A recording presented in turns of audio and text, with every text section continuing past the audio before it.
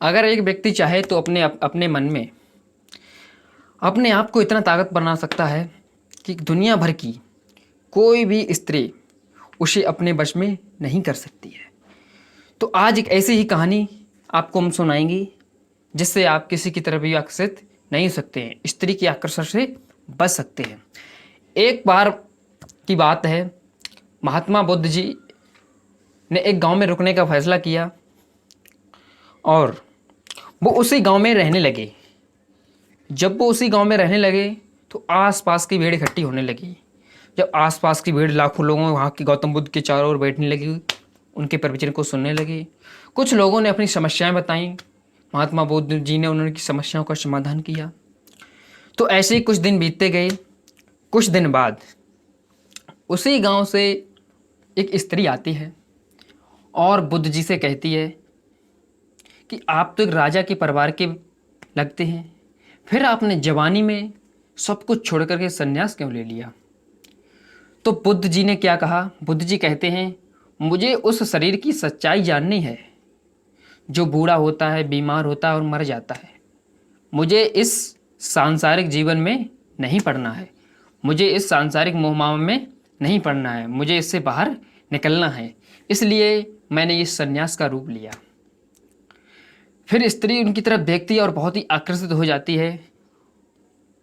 तब स्त्री ने क्या किया? बुद्ध जी को अपने घर पर बुलाया, भोजन करने के लिए आमंत्रित किया और बुद्ध जी से कहा, आज का भोजन आप मेरे घर पर कीजिएगा।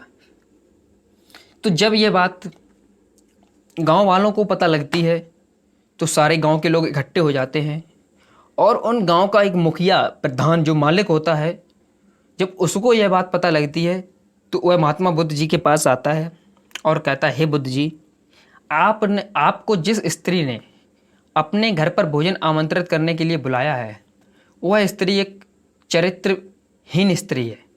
उसने कई लोगों के साथ गैर संबंध बनाए हैं।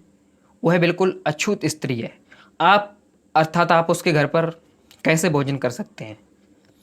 तो महात्मा बुद्ध जी एक बड़ी ही बात कहते हैं, उस बात को ध्यान से सुनिएगा। क्या कहते हैं? उन महात्मा बुद्ध जी ने उस मुखिया का हाथ पकड़ा और कहा, अब आप ताली बजाइए। ये देख करके वह मुखिया हैरान रह गया और महात्मा बुद्ध जी से बोला कि ये कैसे हो सकता है, एक हाथ से तो ताली बज ही नहीं सकती है। महात्मा बुद्ध जी मुस्कराए और बोले, यही तो बात है, जब एक हाथ से ताली नहीं बज सकती है, जब एक हाथ से ताली नहीं बज सकती है तो फिर उस स्त्री के बारे में आप कैसे कह सकते हैं कि वह चरित्रहीन है? जबकि गांव के सारे व्यक्ति चरित्रवान ना हो, अगर उसने किसी भी मर्द के साथ गैर संबंध बनाया है तो क्या वह मर्द, जो मर्दों ने बनाया, क्या वह मर्द चरित्रहीन नहीं है? ये बात सुनकर के मुखिया अपनी बात पर बहुत पछतावा हुआ और उनके बुद्ध जी के चरणों में गिर जाता है और उनसे माफ़ी मांगने लगता है। ठीक है, तो इस कहानी से हमें क्या शिक्षा मिलती है? इस कहानी से हमें ये शिक्षा मिलती है कि हमें किसी के प्रति गलत भेदभाव नहीं रखना चाहिए एवं किसी को हमें अश्लीलता की नज़रों से नहीं देखना चाहिए। ठीक है, अगर एक व्यक्ति गैर किसी औरत के साथ संबंध बनाता है तो वह भी संबंध, जो व्यक्ति होता है वह भी चरित्रहीन होता है। ठीक है, तो इससे हमें एक शिक्षा मिलती है। तो दोस्तों, अगर हमारी ये वीडियो अच्छी लगी हो तो आप ज़्यादा से ज़्यादा लोगों को शेयर कीजिए, लाइक कीजिए, शेयर कीजिए और तथा आप भी हमारे साथ चैनल पर जुड़ करके ब्रह्मचर्य का पालन कीजिए और उसके बाद बताइए आपको ब्रह्मचर्य से क्या क्या फ़ायदा मिलते हैं। ब्रह्मचर्य का पालन करने से आपको बहुत सारे फ़ायदे मिलेंगे। थैंक यू दोस्तों, धन्यवाद। जय हिंद, जय भारत।